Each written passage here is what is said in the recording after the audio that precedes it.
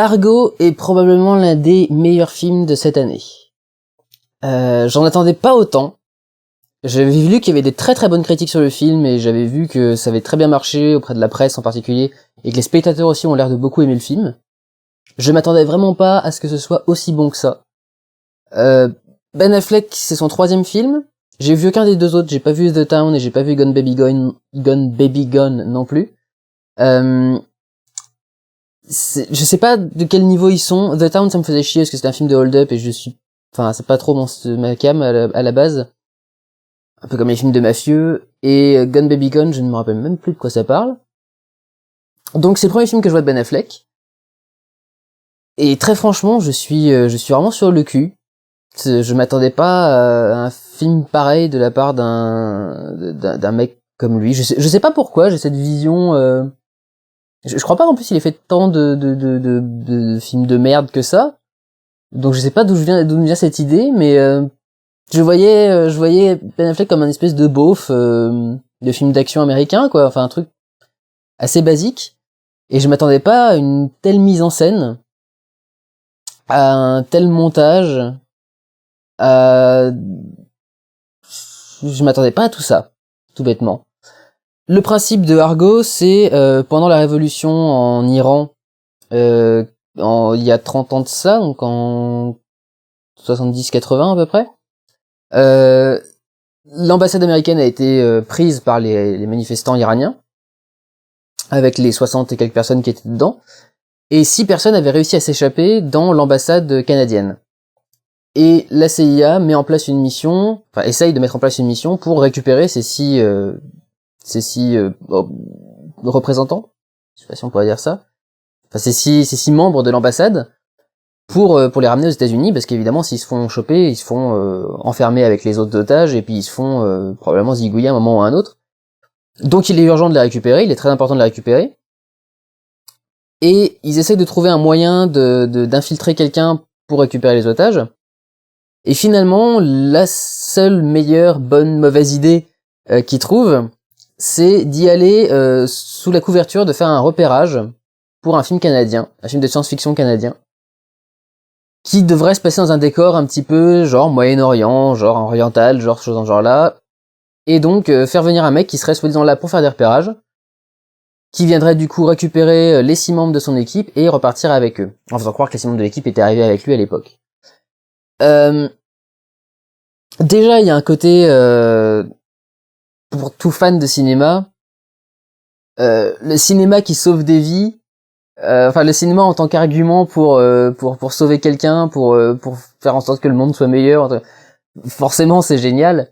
C'est vraiment très très bien foutu parce qu'il y a tout un côté parodie d'Hollywood de l'époque, mais certainement un petit peu de Hollywood actuel.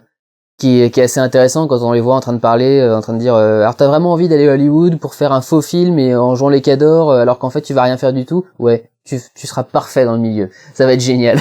Et effectivement, c'est vrai que c'est une vision que les gens d'Hollywood essayent de plus en plus de nous envoyer, de nous dire mais c'est pas du rêve Hollywood, c'est des coups de couteau dans le dos, c'est des trahisons, c'est des amitiés de surface où on appelle les gens quand on a besoin d'eux ou des choses genre là. Et c'est un système qui est assez dur et assez superficiel, etc. Donc le message est assez rigolo et le cinéma permet de sauver des vies, quoi, parce que ces 6 personnes se font passer pour une équipe de film, un réalisateur, un producteur associé, une script, un chef décorateur, etc. Et ils doivent jouer leur rôle. Et donc c'est une espèce de victoire du cinéma sur le monde qui l'entoure, en fait. C'est le monde du cinéma, le monde du rêve arrive à gagner sur le reste de ce monde dur, avec des guerres de religion, des guerres politiques, des guerres voilà. Il y a forcément ce côté-là qui fait que je trouve ça génial.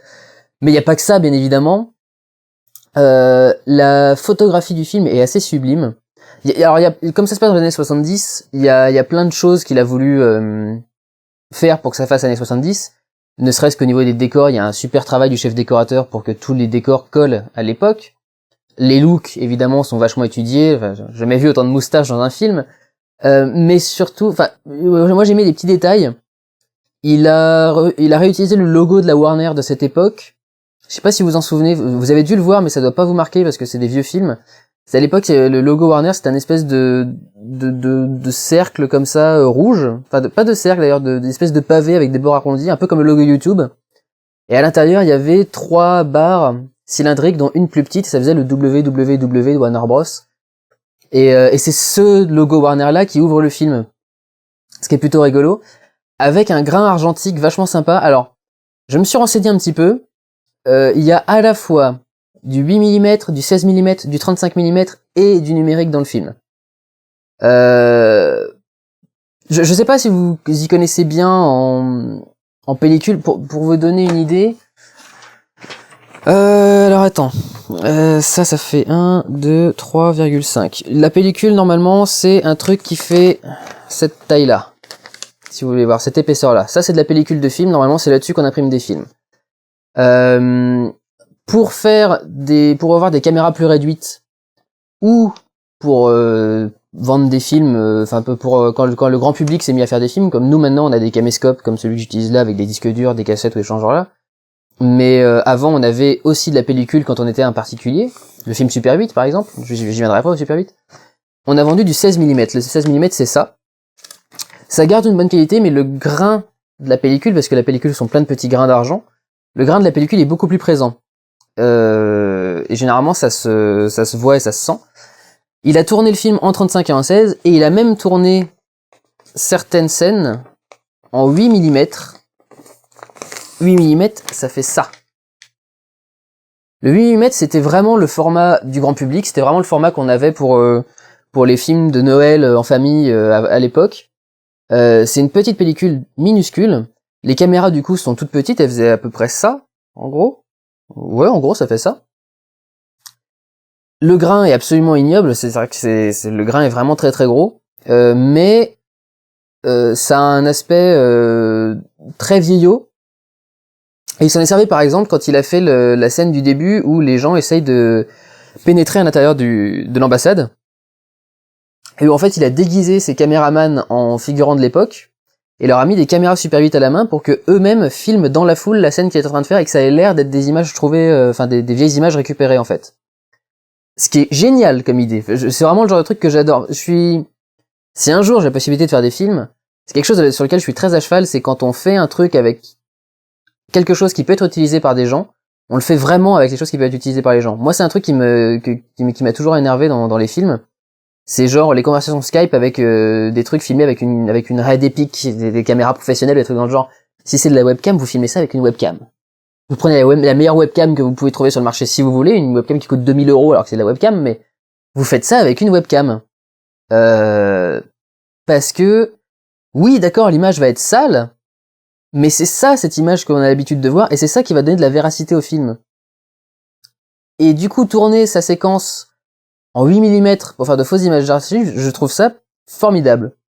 Il a fait sa séquence en 8 mm, il a fait du 16 mm, il a fait du 35. Et je pense que même ce qui peut être tourné en numérique dans le film, je saurais pas dire ce que c'est, très probablement que c'est pour des plans truqués. Parce que le numérique supporte beaucoup mieux le trucage que la pellicule. Ça se voit beaucoup moins sur du numérique, quand c'est bien fait. Mais même ce qu'il a tourné en numérique, il a dû rajouter du grain dessus, exprès. Rajouter un effet de grain de pellicule pour que ça ait l'air sympa. Les couleurs sont saturées comme sur de la vieille pellicule de l'époque. C'était à l'époque, Technicolor a été inventé dans les années 50, au début des années 50.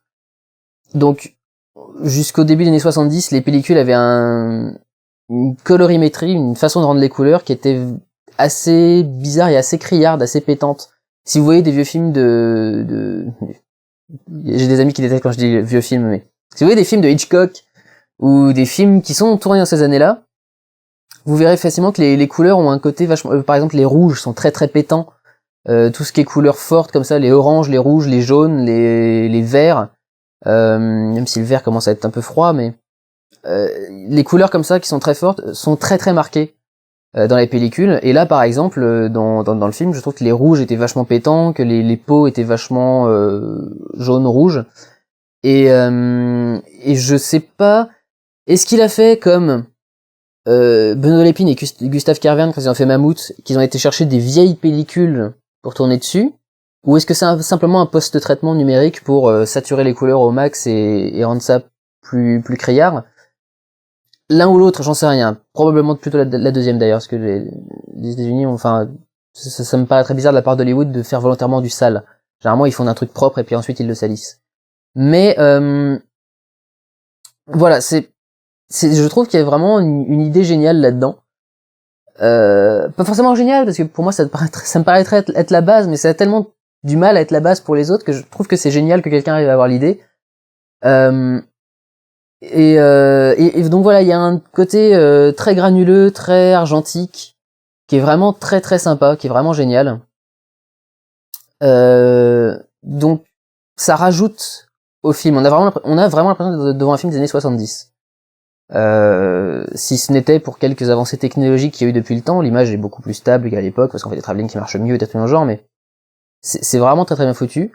On sent qu'il s'éclate parce qu'il commence certains plans avec des espèces de travelling monumentaux qui passent dans tous les bureaux du jour, enfin de la CIA, où on voit le mec traverser tous les trucs, il y a plein de colonnes, il y a plein de gens qui passent, il y a plein de trucs, enfin tout est super mis en scène. Le montage est vraiment très très bien foutu. Il y a pas mal de séquences, toute la séquence d'ouverture où les manifestants envahissent l'ambassade est vraiment très très bien foutue. Il y a une espèce de tension qui est très très forte. Notamment, en fait, on entend les manifestants qui sont en train de hurler devant les grilles, et à l'intérieur, on voit les gens qui sont venus à l'ambassade simplement pour régler leurs problèmes, régler leurs papiers, régler leur visa, les trucs dans le genre. Et donc, il y a une espèce de calme profond. Je sais pas si vous avez déjà été dans une organisation gouvernementale quelconque, genre la mairie ou le commissariat ou tout dans le genre. Vous entendez les mouches voler dans ces trucs-là et quelques personnes au téléphone. Et en fait, on a cette ambiance-là hyper calme. Et en même temps, en fond, on entend tous les manifestants, on entend tous les trucs qui sont en train de péter dans la rue. Et on voit ces gens qui essayent de maintenir à leur calme, alors qu'ils entendent bien que les portes de l'enfer sont ouvertes derrière. C'est assez impressionnant et ça donne une tension qui est vraiment palpable. Il y a toute une scène aussi dans le bazar de la ville qui est pareil, c'est dans un bazar, dans des couloirs, des couloirs extra serrés avec assez peu de lumière, avec plein de gens, et ces 6 Américains qui sont là en train d'essayer de se faire passer pour des Canadiens en repérage pour un film. Et il y a une tension qui est vraiment est assez palpable dans la scène, et qui est assez forte, qui est assez bien mise en scène. Donc c'est vraiment du très très bon boulot, c'est de la très bonne mise en scène, c'est du très bon montage, parce que le montage est vraiment parfaitement réalisé. Les acteurs sont tous parfaits. Ben Affleck aussi d'ailleurs, ce qui est très compliqué pour l'avoir beaucoup fait. Jouer et diriger en même temps, c'est assez compliqué. Il faut vraiment avoir un chef opérateur qui comprend parfaitement la vision qu'on a dans la tête et qui arrive parfaitement à la reproduire. Ce qui est très rarement le cas, mais ça peut arriver d'avoir cette occasion. Et donc c'est très compliqué de faire les deux en même temps, et il le fait vraiment très bien parce qu'à la fois il joue bien et il réalise très bien. Donc il y a vraiment une application, un très bon travail, et on sent aussi que c'est un film fait par des gens du cinéma. Le film est quand même produit par George Clooney aussi. What else? Avec Ben Affleck à la réalisation et dans les rôles principaux, donc ce sont 2 acteurs majeurs d'Hollywood qui sont dedans, avec plein d'autres acteurs dedans. Et on sent que, un peu ce que je vous ai dit moi au début de la vidéo, que le cinéma a fait quelque chose, le cinéma a sauvé, et on sent qu'ils sont amoureux de cette histoire-là, qu'ils sont fiers de cette histoire-là, et qu'ils veulent absolument lui rendre justice, parce que c'est un truc impressionnant, parce que c'est un des plus grands exemples de collaboration entre les États pour dans de la surveillance internationale et dans de la gestion de crise. Et c'est Hollywood qui est au centre de ça. Et on sent qu'il y a un amour pour ce qu'ils filment, il y a un amour pour cette histoire, et il y a un amour pour ce qu'ils font. Donc et vraiment, enfin, ça ressort du film et c'est vraiment rafraîchissant à voir. Donc niveau musique, j'ai pas noté grand chose. Si, j'ai aimé qu'il y ait pas trop, c'est pas ultra manichéen non plus. Ils traitent les Iraniens de barbares et en même temps ils sont parfaitement conscients que en mettant eux-mêmes en place leur propre despote à l'époque, je suis désolé, il y a un sifflement qui sort de je ne sais pas d'où. Et en même temps, ils disent clairement que la CIA elle-même avait mis un chat à l'époque, pas un chat comme Cléo, un chat, un mec qui gouverne.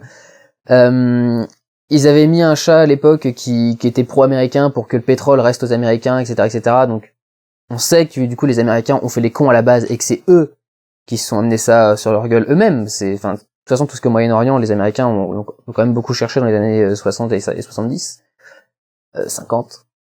Mais donc, à la fois on sait que les Américains ont merdé, à la fois les Iraniens sont des barbares, des brutes, des sauvages, etc., etc. Et à la fois, par exemple, il y a un moment, il y a une scène de grosse tension juste avant une mission, enfin juste avant la sortie au bazar, je crois. Et tous les personnages sont en train d'essayer de se ressourcer, d'essayer de trouver la force de faire cette chose, de faire cette mission, de faire cette sortie en ville. Et la musique qui est jouée à ce moment-là, c'est une prière. Je sais pas quel style de prière, de quelle religion, mais enfin ça fait plutôt musulman. Enfin on dirait. C'est pas l'appel à la prière parce que je crois que c'est une femme en plus qui le chante. Mais ça sent la prière berbère ou je sais pas, orientale, on va dire de façon générale. Et du coup, c'est une prière orientale qui aide les Américains à trouver le courage de faire leur mission. Donc symboliquement, là aussi c'est que de la mise en scène et c'est une très bonne idée du réalisateur. Symboliquement du coup, cette religion n'est pas le mal. Cette religion n'est pas le mal et ces gens ne sont pas le mal. Ce sont des gens qui ont leurs croyances, qui ont leur propre foi, qui essayent de se défendre eux-mêmes, qui essayent de garder leur souveraineté, et c'est pas parce qu'ils sont musulmans qu'ils sont méchants, et c'est pas parce que c'est musulman que c'est mal. Et cette prière musulmane donne du courage aussi à des catholiques et à des protestants comme les Américains. Je trouvais ça vachement bien trouvé. Je dois sans doute très mal m'exprimer parce que je suis pas un grand fan de religion à la base et donc du coup je les connais assez mal. Donc j'utilise probablement les mauvais termes et les mauvais trucs, mais la symbolique est là. La symbolique est celle-ci, c'est que ce sont pas des sauvages, ce sont des gens qui essayent de se défendre et qui essayent de faire leur mission.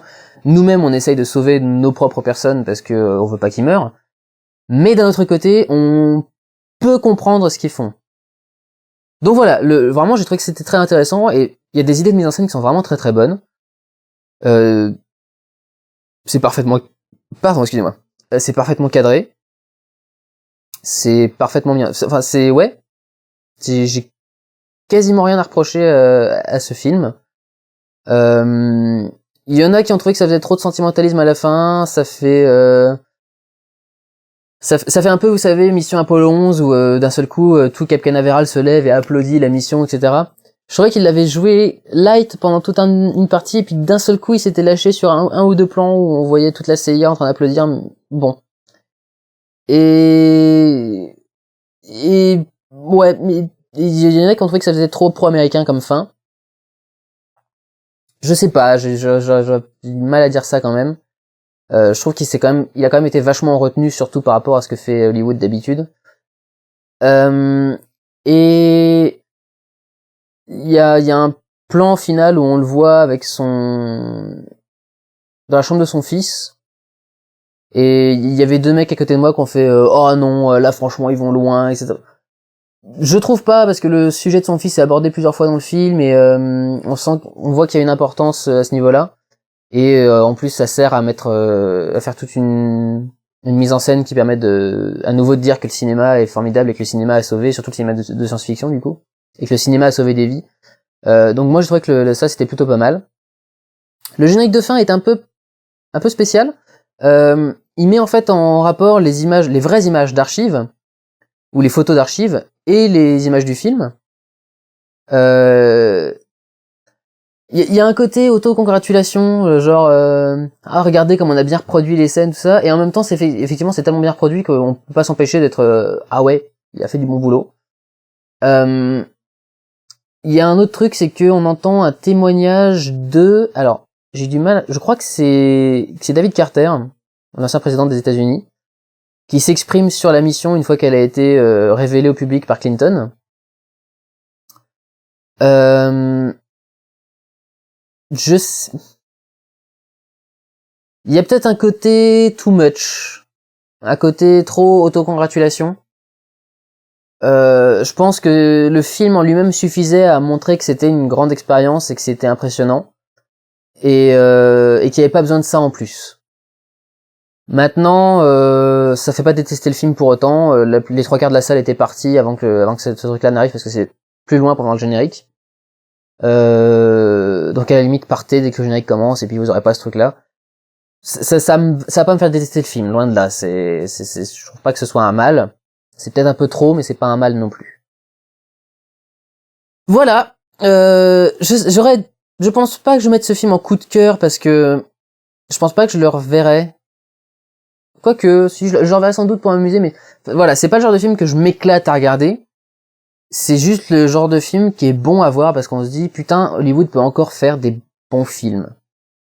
Ils font pas que des blockbusters pas trop réfléchis, ils font pas que des trucs des adaptations de romans de midinette. Ils font pas que des... Hollywood peut encore faire de très bons films. Et c'est vraiment Hollywood parce que Ben Affleck c'est quand même une parfaite représentation de l'acteur hollywoodien, du star system. Et c'est lui qui sort un film comme ça. Donc, ça prouve bien à toutes les personnes qui sont en train de dire ouais mais Hollywood ils font que de la merde, ils font que des remakes, ils font que machin, etc. Je fais un petit aparté là-dessus vite fait en fin de vlog, mais Hollywood produit pas loin de 300 films par an. Sur les 300 films, il y a quoi? Il y a 10 remakes et une quinzaine de suites. Ça fait quand même 200 et quelques films qui sont pas des suites et qui sont pas des remakes. Quand vous dites ce genre de choses, essayez de parler en connaissance de cause. Ils sont loin de faire que ça. Peut-être qu'effectivement c'est ce qui promulgue le plus et que c'est ce qui se voit le plus. Ça veut pas dire que c'est ce qu'ils font le plus. Majoritairement, ils font des nouvelles licences, ils font des nouveaux scénarios. Ou des adaptations. Mais c'est pas... Hollywood est loin de faire que surcycler, de faire que des remakes et des ressorties en 3D et des trucs dans le genre. Ils font aussi Argo. Je terminerai avec une réplique du film Argo Fuck Yourself. Prenez soin de vous, allez voir des films. Ciao.